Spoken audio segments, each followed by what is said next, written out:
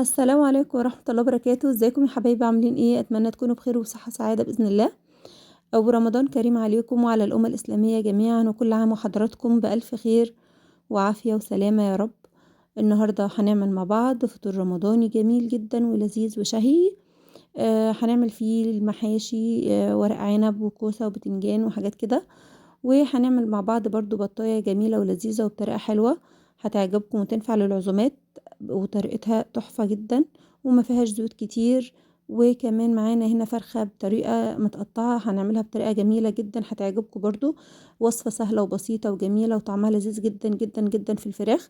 نسمي الله ونشوف مقادير وصفاتنا النهاردة ايه. زي ما انتوا شايفين كده في مقادير وصفاتنا النهاردة، معانا البطاية والفرخية بتاعتنا، ومعانا هنا حاجات كده انا مجهزاها لجميع الوصفات، يعني مش هستخدمها لوصفة واحدة. هستخدم منهم في كل الوصفات اللي انا هعملها النهاردة. معانا هنا البطاية الجميلة دي، وكمان معانا بصل وبتنجان وكوسة وفلفل وكل حاجة زي ما انتوا شايفينها كده هنستخدمها اثناء الوصفة. هتعرفوا الدنيا ماشية ازاي. نسمي الله. واول حاجة نحط حلة على البوتاجاز، نحط فيها معلقة كبيرة من السمنة. تمام. في الوقت ده ننزل كمان بشوية من الزيت. المحشي طبعا بيبقى جميل جدا بالسمنة والزيت سوا، الاتنين بيدوها طعم حلو. السمنة بتدي الطعم والزيت بيدي اللمعة الجميلة اللي في المحشي اللي بنحبها كلنا. ونديها تقليبة كده. انا عايزة بقى طبعا يعني ده فطور رمضان، يعني هنعمله بالطريقة المصرية المعتادة، بس بنحط تكات وتفاصيل جميلة جدا تخلي الاكل معانا طعمه جميل. تمام. حطينا هنا رشة ملح عشان تدوب لنا البصلاية اكتر وتدبلها بسرعة، وكمان رشة من الفلفل الاسود ورشة من الكزبرة ورشة كمون ومعلقة من البابريكا. ولو انت حابة تحطي شطة حطي. انا طبعا برضو حطيت قرن فلفل في الطماطم كده، كنت مقطعاه وفرمته معاها زي ما انتوا شايفينها كده، وكنت ضربها على النار بالهاند بلندر. طبعا انجز معايا. وزي ما انتوا شايفين بحب انا اقلب التتبيلة مع البصلايه الاول. وفي نفس الوقت هنا حطيت كمان مكعب من مرقه الدجاج، وحطيت كمان شويه صغيره من الفلفل الاسود. كنت حاطه قبل كده بس حبيت اديها كمان تزويده شويه. وهنا سبتها بقى ايه تتسبك مع نفسها. وجيت هنا كنت عامله الحشو عشان انجز في وقت الفيديو وما يكونش طويل عليكم. ده عاملاه بالبصل والكبده والقناصه بتاعت البطايه والفرخايه. وحطيتهم هنا حشيت بهم البطايه زي ما انتوا شايفينها كده. وحطيت فيها معلقه صغيره من الكركم، فكانت مديه طعم جميل جدا، وكانت شبه الرز البسمتي كده بالرز بالخلطه يعني. فكانت جميله جدا والحشوه كانت تحفه. ان شاء الله تجربوها، وان شاء الله هعمل لكم فيديو يعني بالتفاصيل بتاعتها بالظبط لانها فعلا تستاهل. وصفه جميله. وبعد كده زي ما انتوا شايفين كده حشيت البطايه بتاعتنا وخيطتها، وكمان حشيت رقبه البطايه بالطريقه السهله دي. طبعا انا مسرعه لكم الفيديو عشان بس تشوفوا كل التفاصيل بتاعه الفيديو، ما اقصهولش ما اقصش منه كتير، فيعني يضيع منه اي معلومه. تمام. زي ما انتوا شايفين كده قطعت ربطتها بالخيط. ممكن انت تعمليها بخيل السنان. تمام. بس انا ما بحبش الرز ينزل في الشوربه.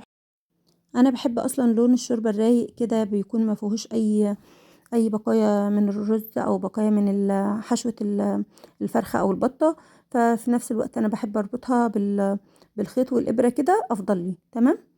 انت حابه تعمليها بالخله تمام بتمشي برضو. لو انا مستعجله بعملها بالخله وبجمدها اكتر، لكن في نفس الوقت دي بتكون امن بتقلبي فيها براحتك. هنا في حله على البوتاجاز حطيت فيها ورق لورا، ميه عاديه خالص من الحنفيه. حطيت ورق لورا وبصل بوكيه جرنيه بقى، جزر، طماطم، شرايح من الطماطم، كام حبايه فص حبهان. ده كله كده وانزل البطايه بتاعتي. ومش هحط اي ملح خالص غير لما تقرب تستوي.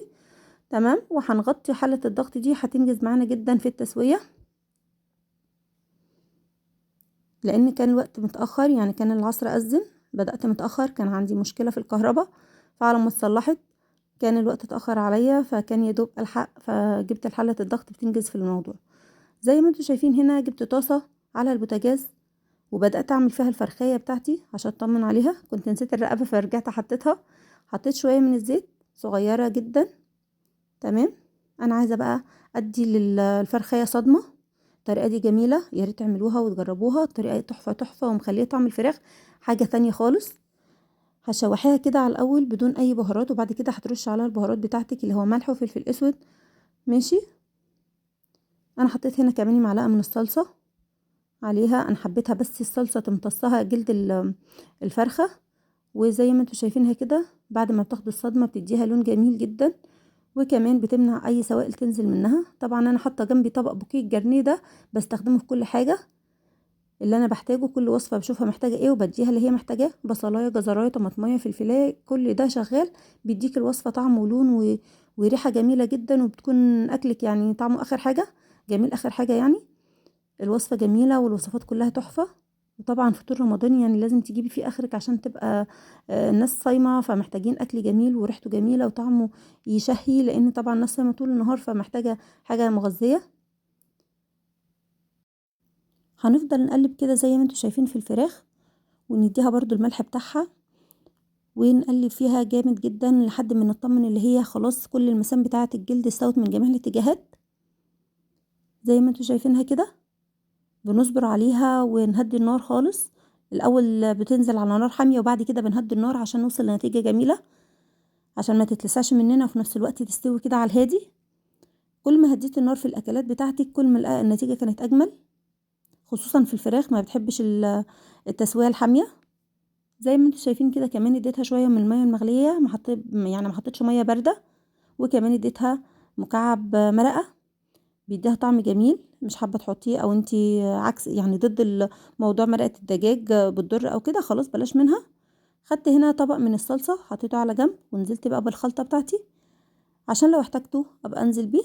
وكمان نزلت هنا بالرز وقلبته، حبيت يمتص كل السوائل اللي في الصلصة بتاعت المحشي او خلطة المحشي بتاعتي. زي ما انتوا شايفينها كده اللون كان اجمل من كده جدا جدا، الكاميرا ظلمته والله. تمام، فضلت اقلب فيها زي ما انتوا شايفين كده، وكمان نزلت هنا بالخضرة عشان تدبل كمان في وسط الحاجات السخنة كده. طبعا ممكن نطفي ونقلبها عادي، بس هي بتدبل شوية بدل ما تبقى كده عاملة هيشان في الحلة بتاعتك او في الخلطة بتاعتك. تمام، بعد كده خلاص بنجيبها بقى ونبدأ نحشي المحشي بتاعنا. زي ما انتوا شايفين كده هنجيب حلة ونحط فيها بوكيه جرنيه، بصلايه برضو جزرايه طماطمايه زي ما انتوا شايفين كده، ونوزعها توزيع في الكل، ونبدأ بقى نحشي المحشي بتاعنا. انا فعلا كنت مستعجله اليوم ده جدا، وكنت بعمل باقصى سرعه، كنت خايفه اول الوقت يسرقني، وسبحان الله عملته في يعني في وقت قياسي. يعني ربنا بيستر دايما مع الانسان. اهم حاجه نيتنا تبقى خير، وطول ما انتي بتشتغلي في رمضان يا ريت تذكري الله على اكلك وسمي الله، ودايما تسبحي وتستغفري، وان شاء الله حاجتك هتبقى اجمل حاجه. كفايه اللي انت ذكرت عليها ربنا او واذكارك دايما في رمضان يا ريت ما تنسوهاش. يا ريت الورد القراني بتاعكم دايما نهتم بيه يا جماعه، وربنا يجازيكم كل خير ان شاء الله. هنحشي المحشي زي ما انتوا شايفينه كده، ما بنكملهوش للنهايه، بنسيب عقل الصباع في كل عقل الصباع في كل صابع من بتاع المحشي بتاع الكوسايه بتاع البتنجانيه. ما حبيتش اعمل فلفل اليوم ده، قلت خلاص ده كفايه، وعملت ورق عنب كمان وخلاص، قلت ده حلو جدا، وصفات جميلة. وطبعا الناس برضو ساعات ما بتاكلوش كله. زي ما انتوا شايفين كمان هنا المحشي بتاع ورق العنب حطيت عليه شرايح من الطماط الليمون، وكمان عصرت عليها ليمونتين على الوش كمان. انا بحبه مزز، لو ما بتحبهوش مزز جدا يعني ممكن تشيلي شرايح الليمون دي، او ممكن ما تعصريش العصير الليمون وتسيبي جزء منه. زي ما انتوا شايفين حطيت الشوربه بتاعته، يعني يا دوب هتكون ظاهره زي ما انتوا واضح في الكاميرا. وكمان هنا ده بلح فصصته ونزلت عليه بلبن، وما حطيتلوش سكر خالص، احنا بنحبه بدون سكر، يعني البلح بينزل السكريات بتاعته فبتبقى جميل. واديته غلو على النار. تمام، هنا كمان شرايح من قمر الدين قطعتها زي ما انتوا شايفينها كده، دي نص ورقه قمر الدين، مش ورقه كامله او مش لفه كامله يعني. قطعتها كده، ما كنتش لاقيه المقص كنت خلاص يعني الوقت ازف عليا خالص، فرحت نازله عليها بميه كده واديتها كمان هي كمان غلوه. والبطايه خلاص طلعتها هي والرقبه بتاعتها، وحبيت بقى انزلها ادخلها الفرن. تمام، هطلع معاها الفرخايه واديها كمان وش مع الشوايه بتاعه الفرن، شوايه بس مش هشغل تحت خالص. وهنا صلصه عليها زيت، ممكن تستخدمي كاتشب، وعليها فلفل اسود وملح وفص ثوم مفروم، بيديها لون جميل جدا وطعم جميل. هندخلها الفرن بقى وناخد اجمل لون.